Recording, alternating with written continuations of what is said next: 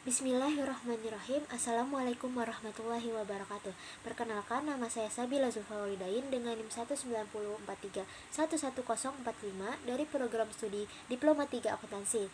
Pada kesempatan kali ini, saya akan mempresentasikan hasil tugas akhir saya yang berjudul Audit atas akun kas dan setara kas pada PT ZAC oleh KAP Paul Hadiwinata, Hidayat Arsono, Retno Paliringan, dan rekan, yang selanjutnya akan saya singkat menjadi KAP PKF Hadiwinata.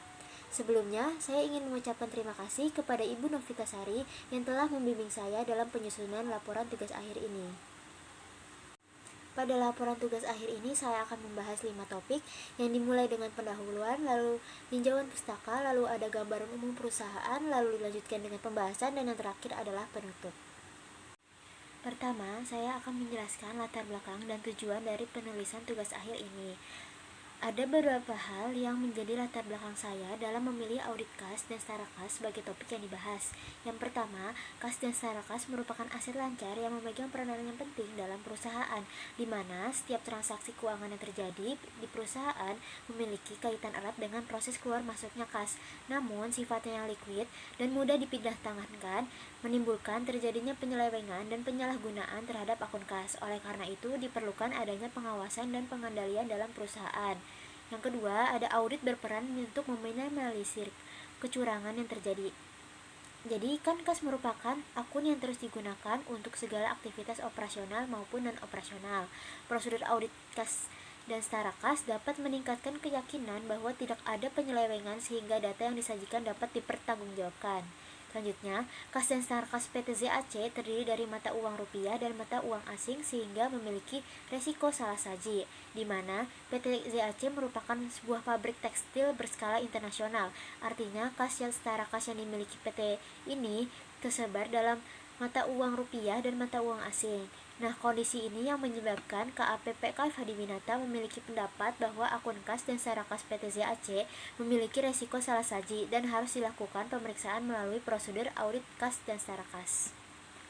Selanjutnya, ada tujuan dari penulisan tugas akhir ini, yaitu yang pertama ada mendeskripsikan perencanaan audit kas dan setara kas PT ZAC, lalu ada mendeskripsikan pelaksanaan audit kas dan setara kas PT ZAC, dan yang terakhir ada mendeskripsikan hasil audit kas dan setara kas PT ZAC. Sebelum kita membahas lebih lanjut mengenai audit kas dan setara kas, saya akan menjelaskan terlebih dahulu apa itu audit dan apa itu kas dan setara kas. Audit menurut Harry didefinisikan sebagai suatu proses yang sistematis untuk memperoleh dan mengevaluasi secara objektif bukti yang berhubungan dengan asersi tentang tindakan-tindakan dan kejadian ekonomi dalam rangka menentukan tingkat kepatuhan antara asersi dengan kriteria yang telah ditetapkan, serta mengkomunikasikan hasilnya kepada pihak-pihak yang berkepentingan. Selanjutnya, ada pengertian kas dan setara kas, yaitu menurut Sukanto dan Widaryanti, kas adalah aktiva yang paling liquid yang merupakan media pertukaran, standar, dan dasar pengukuran, serta akuntansi untuk semua pos-pos lainnya. Sedangkan setara kas merupakan investasi yang sifatnya liquid, berjangka pendek, dan dengan cepat dapat dijadikan kas dalam jumlah tertentu, tanpa menghadapi risiko perubahan nilai yang signifikan. Selanjutnya ada gambaran umum perusahaan. Di sini saya akan menjelaskan secara singkat profil dari KAP PKF Hadiwinata dan PT ZAC. KAP PKF Hadiwinata merupakan perusahaan jasa akuntansi dan profesional terbesar ke-8 di Indonesia. KAP ini didirikan pada tahun 1987 oleh Dr. Andes Paul Hadiwinata, CA CPA. KAP ini berkantor pusat di Jakarta. KAP ini memberikan jasa yang berfokus pada audit and assurance, tax, business solution, financial advisory, dan teknologi and risk service. Selanjutnya ada profil PT ZAC. PT ZAC merupakan perusahaan manufaktur yang menjalankan kegiatan usahanya di bidang industri tekstil. PT ini didirikan pada tahun 2018 di Jawa Tengah. PT ZAC menggunakan mata uang rupiah dalam penyusunan laporan keuangannya. Transaksi mata uang asing dijabarkan ke dalam rupiah menggunakan kurs Bank Indonesia. Selanjutnya kita akan masuk ke pembahasan. Pada pembahasan kali ini saya akan menjelaskan mengenai perencanaan, pelaksanaan, serta hasil dari audit kas dan setara kas milik PT ZAC. Namun sebelum itu saya akan memberikan gambaran umum kas dan setara kas milik PT ZAC, di mana kas yang dimiliki PT ZAC berupa kas di tangan dan kas di bank. PT ZAC hanya menggunakan satu bank, yaitu Bank Kephana. Saldo yaitu bermata uang rupiah dan bermata uang dolar USD. Lalu, PT ZAC menggunakan kurs tengah Bank Indonesia. Saldo kas dan setara kas milik PT ZAC per tanggal 31 Desember 2021 sebesar Rp3.480.186.919. Sekarang kita masuk ke tahap perencanaan audit, di mana sebelum melaksanakan proses auditing, hal pertama yang harus dilakukan oleh auditor adalah membuat perencanaan audit. Pada tahap perencanaan yang pertama yaitu penerimaan klien dan perencanaan audit awal. PT ZAC telah diaudit oleh KPPK Hadi Winata sejak tahun 2019. Selama proses audit tidak ditemukan konflik yang dapat menimbulkan resiko audit. Oleh karena itu, KPPK Hadi Winata memutuskan untuk melanjutkan perikatan audit laporan keuangan PT ZAC. Selanjutnya, memahami bisnis dan bidang usaha klien. Auditor dapat memperoleh informasi dari auditor terlebih dahulu ataupun memperoleh informasi dari dokumen permanen perusahaan seperti akta pendirian, serta melakukan wawancara dengan pihak klien dengan mengunjungi langsung fasilitas dan tempat kegiatan klien beroperasi. PT ZAC sendiri merupakan PT yang bergerak di bidang usaha tekstil yang memproduksi bahan pembuatan sepatu.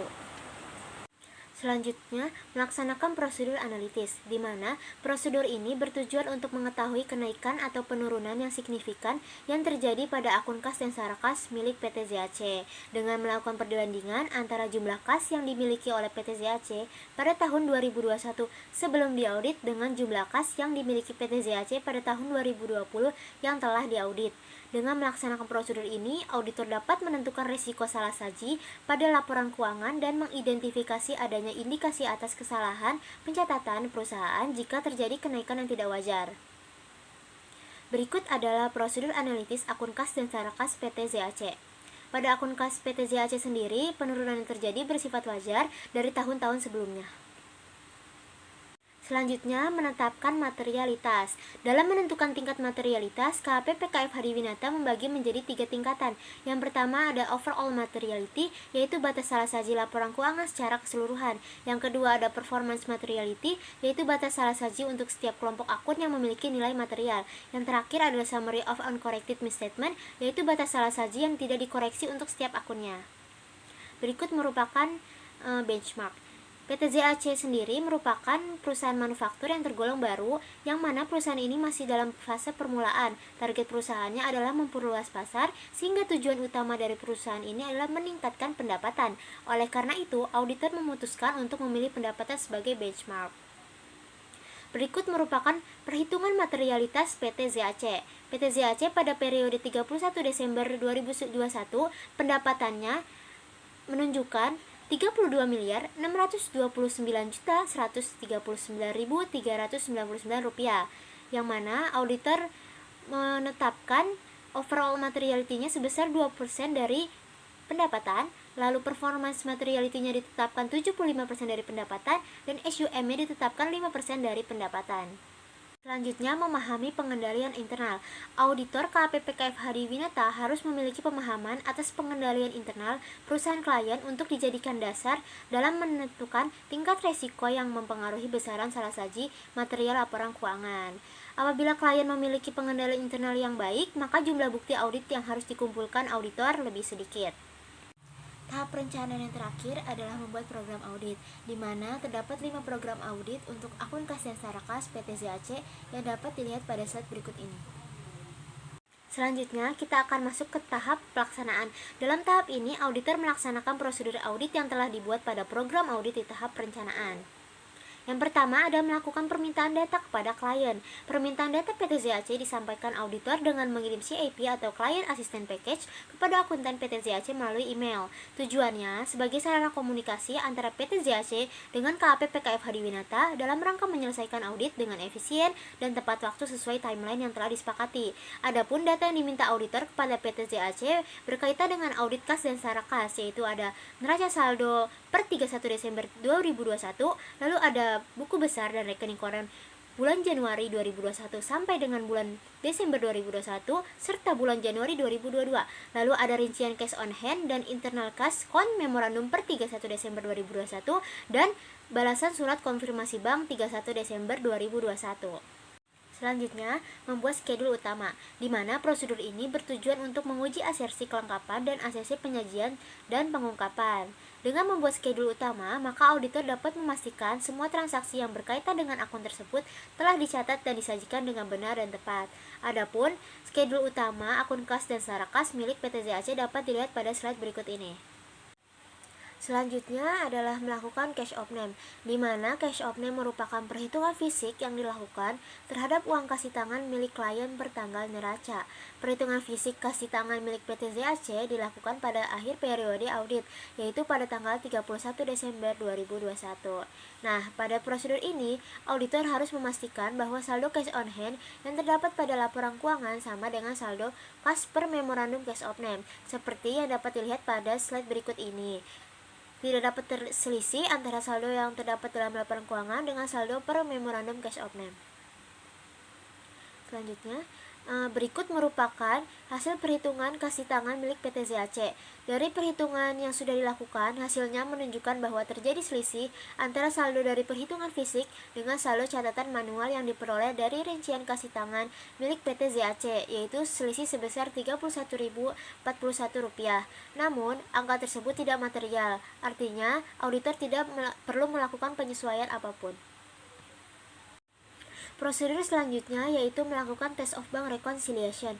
Prosedur ini bertujuan untuk mengetahui apakah terjadi selisih antara saldo kas per trial balance dengan saldo kas yang terdapat pada rekening koran. Oleh karena itu, dalam melakukan prosedur ini, auditor harus mendapatkan seluruh rekening koran yang tercatat dalam neraca saldo milik klien, lalu mencocokkan dengan angka yang tercatat dalam laporan. Dapat dilihat pada tabel berikut ini, pada PT ZAC sendiri tidak terdapat selisih, artinya tidak perlu dilakukan penyesuaian apapun. Prosedur selanjutnya yaitu melakukan test of bank confirmation, di mana hal pertama yang harus dilakukan adalah auditor membuat template konfirmasi bank, lalu mengirimnya ke klien untuk dibubuhkan tanda tangan dan ditambahkan kop surat.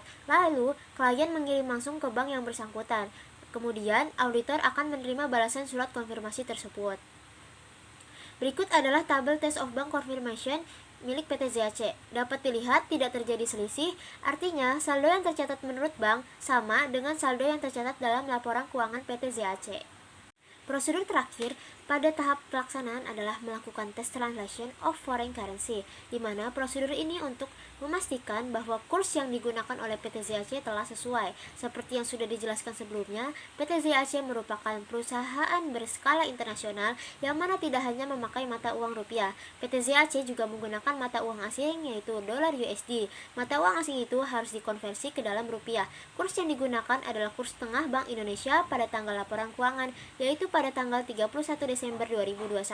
Kurs tengah merupakan rata-rata dari kurs beli dan kurs jual pada Bank Indonesia, diperoleh rata-rata sebesar Rp14.269 sebagai nilai kurs PT ZAC. Informasi kurs diperoleh dari web resmi Bank Indonesia yang dapat dilihat pada gambar di slide ini. Berikut merupakan hasil perhitungan kurs PT ZAC. PT ZAC hanya terjadi selisih sebesar Rp1, sehingga auditor tidak perlu melakukan penyesuaian apapun karena angka tersebut tidak material. Oke, pembahasan kita yang terakhir adalah mengenai hasil dari audit kas dan setara kas milik PT ZAC. Setelah melakukan seluruh prosedur audit terhadap kas dan setara kas PT ZAC, tidak ditemukan adanya penyimpangan dan tidak terdapat salah saji yang material. Bukti audit seperti surat konfirmasi bank, rekening bank, dan hasil cash of name menunjukkan saldo yang sesuai dengan yang tercatat pada laporan keuangan PT ZAC. Oleh karena itu, auditor menyimpulkan bahwa akun kas dan setara kas milik PT ZAC sudah disajikan secara wajar dalam semua hal yang material dan telah disajikan sesuai dengan standar akuntansi yang berlaku di Indonesia. Dari pembahasan yang sudah saya jelaskan sebelumnya, dapat saya tarik kesimpulan bahwa pertama, perencanaan audit kas dan setara kas terdiri dari 6 tahap. Yang pertama adalah penerimaan klien dan perencanaan audit awal, lalu ada memahami bisnis dan bidang usaha klien, lalu ada membuat prosedur analitis, menetapkan materialitas, memahami pengendalian internal, dan yang terakhir membuat program audit. Selanjutnya, pelaksanaan audit kas dan setara kas terdiri dari melakukan permintaan data kepada klien, membuat schedule utama, melakukan perhitungan fisik terhadap kas di tangan, melakukan test of bank reconciliation, melakukan test of bank confirmation, dan yang terakhir, melakukan test translation of foreign currency. Lalu, yang terakhir, hasil audit kas dan setara kas milik PT ZAC menunjukkan akun kas dan setara kas milik PT ZAC telah disajikan secara wajar. Adapun saran yang dapat diberikan yaitu saat auditor mengirim permintaan data PT ZAC yang disampaikan dengan mengirim CIP melalui email, auditor harus melakukan follow up atas permintaan data yang dibutuhkan secara berkala kepada PT ZAC. Hal ini dapat mengefisiensikan waktu pengerjaan audit. Sekian presentasi yang dapat saya sampaikan, kurang lebihnya mohon maaf. Wassalamualaikum warahmatullahi wabarakatuh.